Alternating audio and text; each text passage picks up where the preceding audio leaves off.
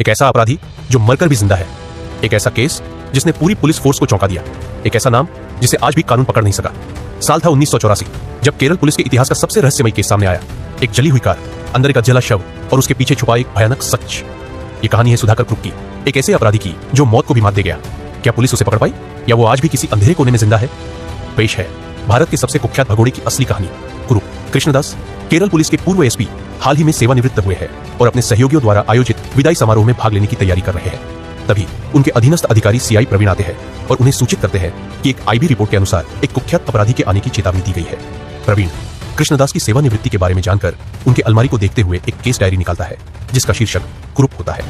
जैसे ही प्रवीण डायरी पढ़ता है, कुरूप की कहानी स्क्रीन पर उभरने लगती है। गोपी कृष्ण कुरूप, जिसे उसके चाचा द्वारा जबरन भारतीय वायुसेना में भर्ती कराया जाता है क्योंकि वह अपनी डिग्री पूरी करने में असफल रहता है। वहां उसकी दोस्ती पीटर नामक युवक से होती है जिसे संगीत का शौक था, लेकिन परिवार के दबाव में सेना ज्वाइन करनी पड़ी।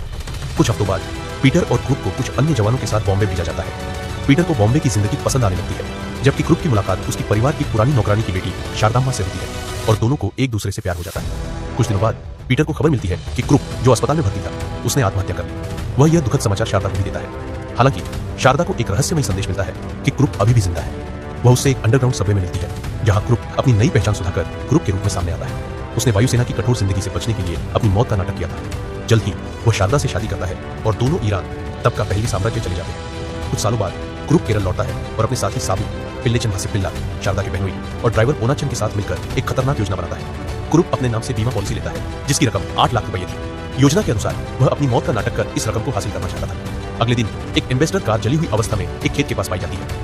ड्राइवर की सीट पर एक जला हुआ शव मिलता है। पुलिस की टीम डीवाईएसपी कृष्णदास के नेतृत्व में मौके पर पहुंचती है।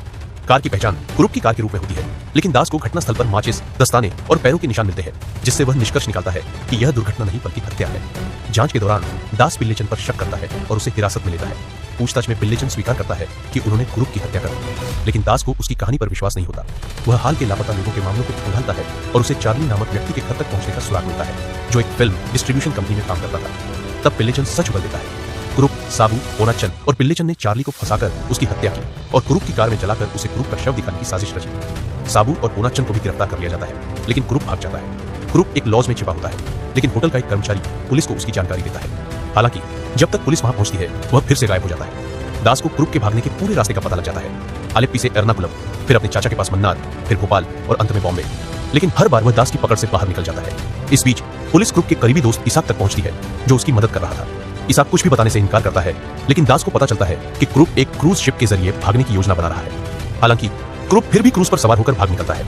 यह खुलासा होता है कि जब क्रुप भारतीय वायुसेना में था, तब वह युद्ध के बाद बची हुई सेना की हथियारों की तस्करी कर रहा था। वह अपने दोस्त इसाक और एक गैंगस्टर लियो के साथ मिलकर अंतरराष्ट्रीय तस्करी गिरोह का हिस्सा बन जाता है। वह पहली बार अपनी मौत का नाटक करके सुधाकर क्रुप बनता है।